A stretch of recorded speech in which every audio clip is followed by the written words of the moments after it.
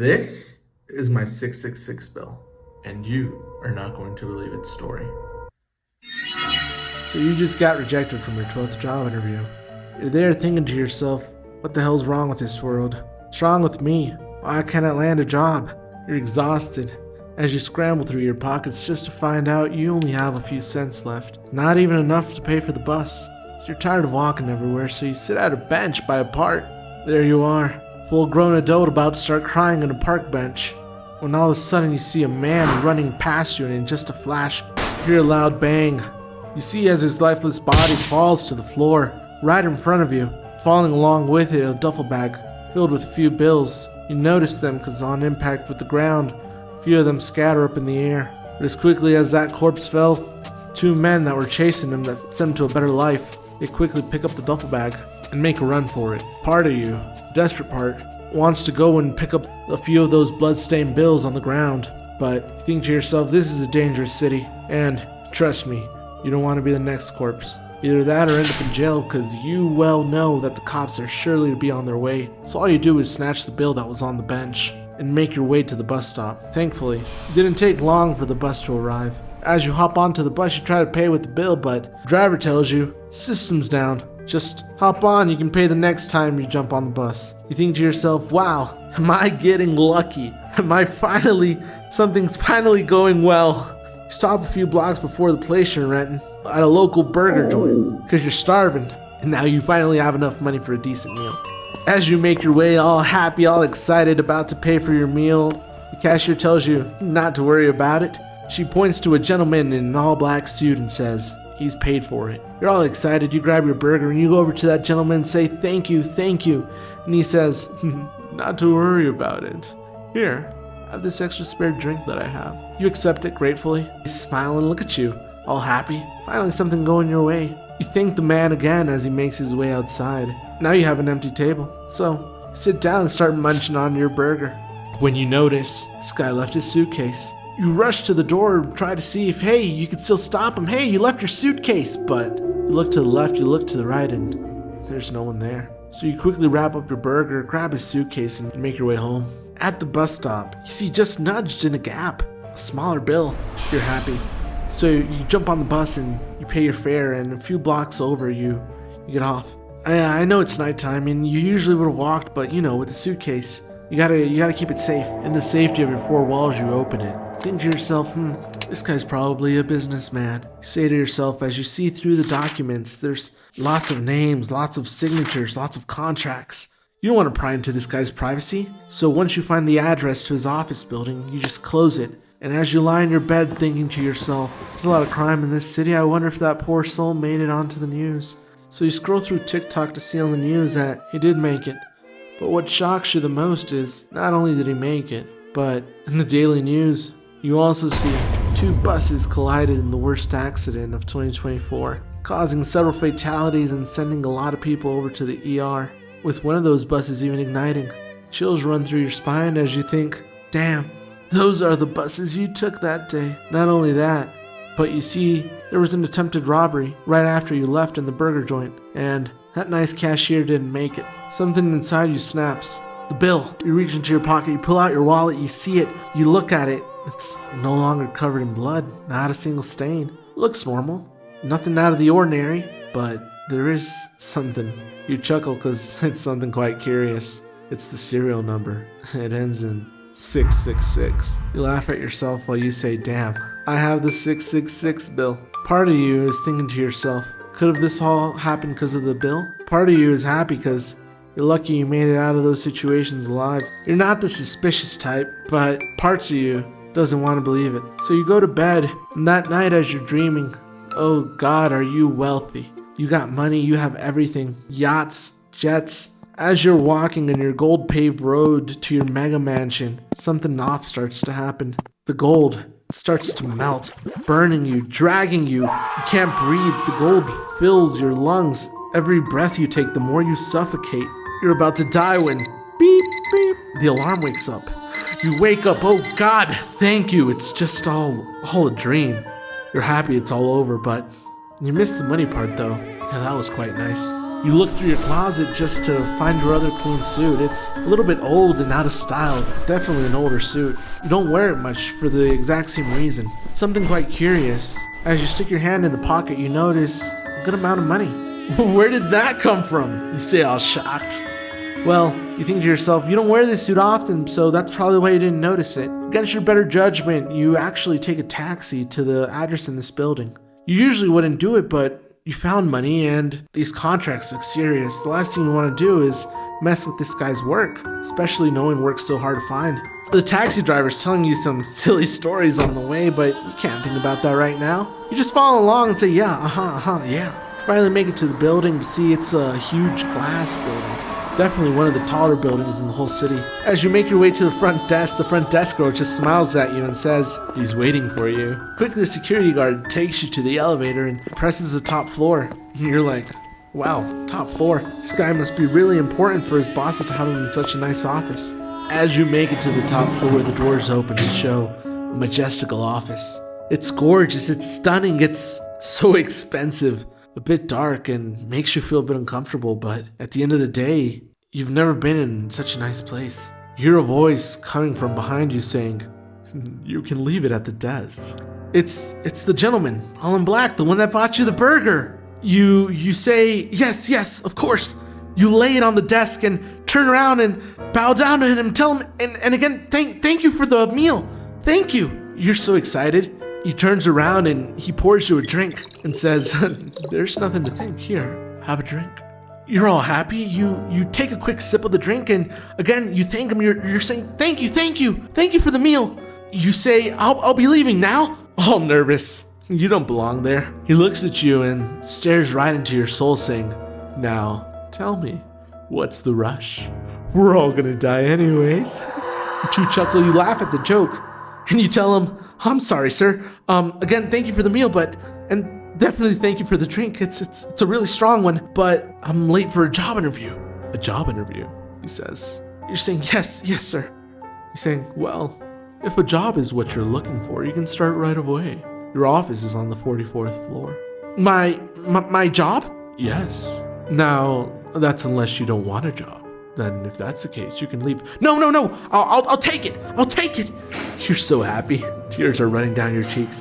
You have no idea what the heck you're going to be doing, but a job's a job. And in today's world, you're just happy to be working for such a nice, expensive, important organization. You don't care what your job is. Who cares if you're mopping the floor?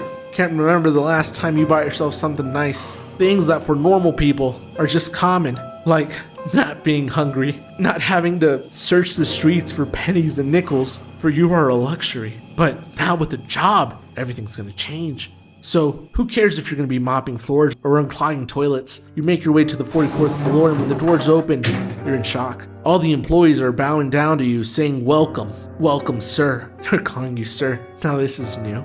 It's different. It's nice. You like it. One of the employees shows you to your office. You're expecting a cubicle, but no, you're the big boss. You get the corner office, overlooking the entire city. The office looks expensive. You ask the employee, and what is it that I'm going to be doing? The employee smiles at you and says, now, may I please see your wallet? You pull out your wallet, your hand's still shaking a bit. You see as the employee pulls out the 666 bill and locks it up in a safe. That's a bit odd, but you don't care. Employee turns back at you and gives you a card. It's a debit card possibly, maybe a credit card. Who knows? You've never had a bank account, but it's definitely a card of some type. You've seen them in commercials.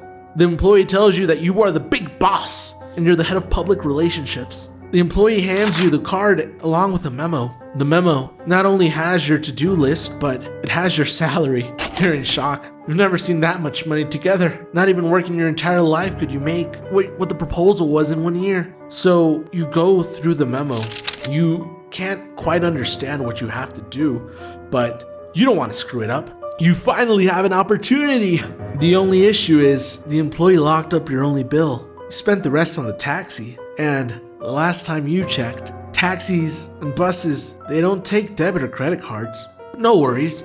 You're used to walking at this point, so you make your way to the tailor shop. Once you arrive there, you ask the tailor for the specific things on the memo, And at the end it says to try them on, so you see the price tags and trust me, are you shocked? You had no idea clothes could be this expensive, but you're not worried. Part of you is, but part of you isn't because you're paying it with the company card. So you quickly put on the suits and you're excited and they fit you like a glove. The strangest part is that the owner himself comes out to take the payment and with a fake smile on his face hands over the goods saying, "Have a blessed day."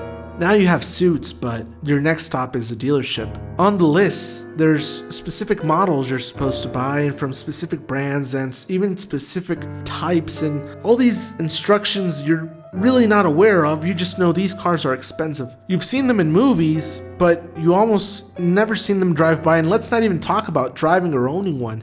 Sitting in one of these cars just seems like a very long distant dream. But the same thing happens at the car dealership, and the same thing happens at the luxury residential buildings. Everyone treats you so nicely. You don't even know if they're treating you nicely or if they're just treating you like a regular decent human being. You've never been treated this way. Everybody bowing down, saying yes, saying thank you. Everybody looking at you with admiration. So after you collect all the deeds, you drive back to the office, trying your best not to scratch the car. You make your way to the top floor and you put the deeds, put them on the desk, along with everything else that was ordered of you to buy. Your boss turns around and says, "So tell me, how was your first day of work?" You smile and say, it was great. But here are all your things. So is this my job, just buying things for you? He chuckles as he lays down a piece of paper. Looks like a contract. And he says, "No. I mean, you are buying things, but they're not for me." A shiver runs down your spine. You're shaking. You know what this means. You don't care. You know who this man is. You know what this entails. You know that's just not a regular job offer, but you don't care. For the first time in your life, you felt important. You felt seen. You did not feel. So against your better judgment, you grab that pen and you sign that piece of paper. And he says, "All those things you just bought, all those things are yours since you took the job." You look at him straight in the eyes and you just say it. You just say it. You don't know. You literally just say it. You say, so is my soul yours now?" He chuckles and says, "Oh, no, that's not how this works. You see, you are now part of the team. I don't need your soul. All I need you to do is follow every and each instruction that I tell you to the point." And you look at him and say, "What's the catch?" He tells you, "There is no catch. You are now part of the team. Oh, but the only thing is, just know, for every cent that you add to your bank account, it's gonna cost somebody everything." "Everything," you say. "Yeah, everything. Countless lives will be lost, but who cares about that? You're now part of the team, so welcome. He shakes your hand and tells you everything you have to know. He even tells you that you guys have casual Fridays and to not worry about sick days because you will never be sick. And he tells you to have a wonderful day and enjoy your properties. As your head lies down on now your fancy pillows and you see yourself surrounded by so many expensive things, you think to yourself, what I'm doing is not wrong. It's not wrong at all. You hear on the news all these companies, all these places that you went, their stock prices are plummeting. Accidents are happening. Countless lives are being lost. There was a fire at the tailor shop. Everything was burnt down to a crisp. The CEO of those luxury apartment buildings was shot down on the sidewalk in front of one of his complexes. You try to justify it. You say, well, what I'm doing is nothing different than what hedge fund managers are doing. Politicians, world leaders, all of them, every day they make decisions that cost millions of lives. Wars, different treaties, everything. Prices, tariffs, they are no different to me. Why? Why do they deserve nice things? Why can't I have nice things for once?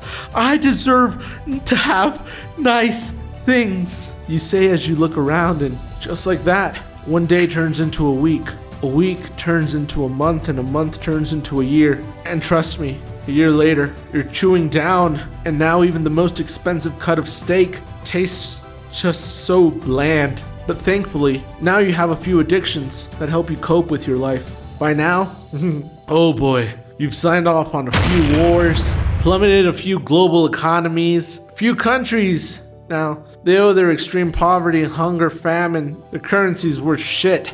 All thanks to you. Not to mention, thanks to you now there's a few diseases, a few new viruses. Now those were fun to create. You had fun doing those, but you feel terrible for the rest. You think to yourself, now nothing makes you happy. At least that's what you tell yourself while you're on the edge of the building, just looking down, and by God, does the ground look so far away from up here. But you think to yourself, will you even go to heaven after everything you've done? You're tired, you're exhausted. You don't care if you own several different buildings. You don't care about that yacht, the supercars. At the end of the day, they're all the same. They all have 4 wheels. They all drive the same. What are you doing this for? Nothing fulfills you anymore. You're so sad. So you make your way to the office, you sneak in and you sneak out, you grab that 666 bill and you run through the stairs. You don't want to get caught by security, you don't want to get caught by nobody. You don't even take the elevator, you just take the stairs. You try to make your way out without nobody seeing you because you're so ashamed and you're so scared. You walk for 2 hours, your feet start to hurt. These fancy shoes, they're not as soft as your old, worn out, broken in pair of sneakers, but you finally make it to that bench in that park where everything happened. You just want to return this 666 bill back to the place where you found it so that all this will go away. You know you'll probably lose everything, but at this point, you don't care. As you sit there, an old lady, barely being able to walk, comes up to you, sits next to you. She shows you a picture, and in that picture, she starts to tell you a story. She tells you about her husband and how, in her mind, she thinks they had everything they ever wanted. Possibly not riches, but they were okay. They didn't need for anything, but it wasn't enough for him. So he took on being a taxi driver, and just on the day when he was finally about to retire for the second time in his life, he went missing. Her story catches your attention, so you wipe your tears and you look up to see the picture, and you realize that's the picture of the taxi driver, the one who dropped you off at the office building to return the suitcase. You just chuckle. You don't say a word. You just get up and start walking. You just walk and walk and walk until your calluses start bleeding. You trust me, you want to destroy it, you want to burn it, but you're afraid of what's gonna happen. So you do the next best thing. You set up your camera and you film a TikTok telling your story to see if by any chance there is anyone out there just desperate enough who's willing to take this 666 bill off your hands. You see, sometimes you just have to have everything you've ever wanted to realize you never wanted it in the first place. So, I guess I'll see you soon.